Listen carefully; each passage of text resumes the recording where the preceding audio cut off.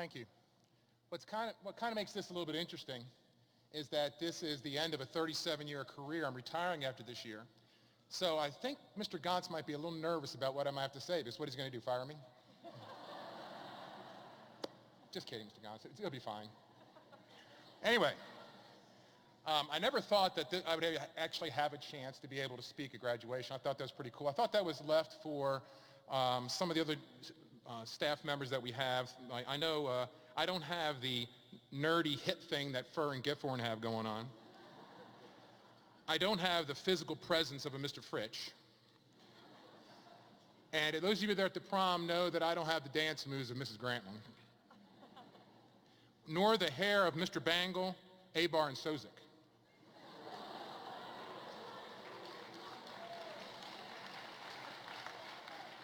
But let's face it also, I'm no Mr. Davis.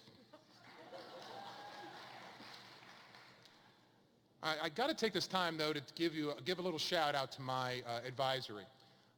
Because if it wasn't for them, I don't know if I should shout out or shout at them, but if it wasn't for them, I probably wouldn't be here because we took a 2-day vote in our advisory. The first day, some of the usual names came up, and I was pretty excited about some new names that came up.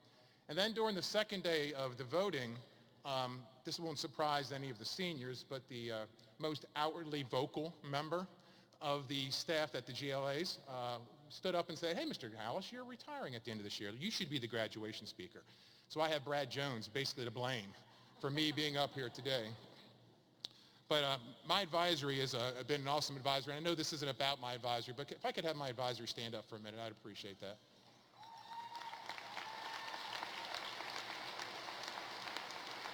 Stay standing just for a second.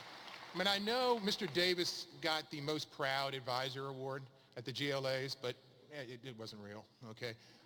I couldn't be more proud of this group, and I can tell you why. We went through a very tough loss in losing Ryan Howie this year.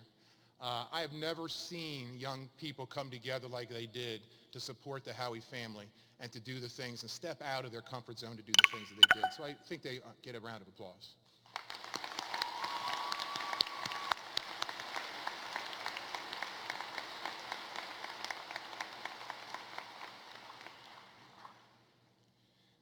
As you heard, I've been teaching for 37 years, and one of the things I thought would be interesting to do is to go through some of the changes that I've seen over 37 years. I've had 7 principals. I've had 19 assistant principals, 3 of which became principals. We had smoking areas for teachers and students. You think you're complaining about book bags. We had one-way hallways for a while. That was pretty interesting as well. We had water coolers in the hallways because our water was bad for a while. So, and that also brought up one of the better senior pranks of all time of putting goldfish in those, which was pretty good. We had a 7-mod day. We've had a 4-mod day. We've had our graduate ceremonies here at Liberty. We've had them here at McDaniel. I've taught, and when everybody stood up a little while ago, the people that were alumni of Liberty, I taught all of them. And their kids. We've had building renovations. We've had dress code changes, course changes. Graduates, if anybody ever tells you that the classes are watered down now from when they were in school, they're lying. All right, everything's been pressed down. What used to be taught in Algebra 2 is now taught lower and so forth. It's a lot harder to graduate today than it has in years past, and I congratulate you on getting the grades that you've gotten. I also want to talk about AP courses were a big change. We do so many of those. Most seniors don't realize it, but in the old days, we used to do a senior trip to Hershey Park. We misbehaved just enough where we couldn't do that anymore. We've had 21 portable classrooms, film strip projectors, ditto machines.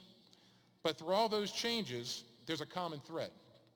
Many of the things that you hear about in other schools just don't really happen at Liberty High School. The problems that they have, we just don't have a lot of.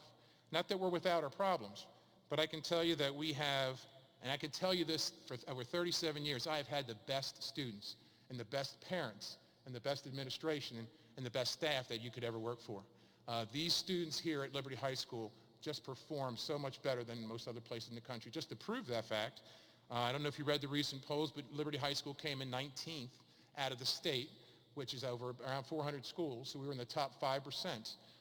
Liberty High School was number 1 in Carroll County. So that...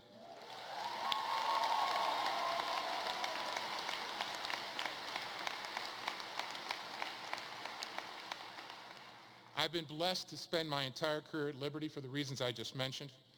I can tell you that Liberty High School was a big part of each and every one of your stories. It's a good foundation to build on. You've had many successes, failures, in academics, sports, music, drama, all of which will help you mold you to who you're going to become.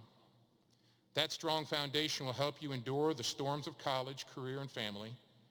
The fewer cracks in that foundation, the better your story will be. Continue working on that foundation by basing everything you do on good character and integrity. Love each other no matter who you are and what your beliefs are. It's okay to disagree with people. The way you handle that disagreement must be bathed in respect and courtesy. As you leave Liberty High School and continue your journey through life, work hard and continue to get up when you fall, because you will fall. Let your word be your bond, and treat everyone with respect, and you will be a success no matter what career path you take. Look to serve more than being served. God bless you. You are a special group, and I expect great things out of you. Thank you.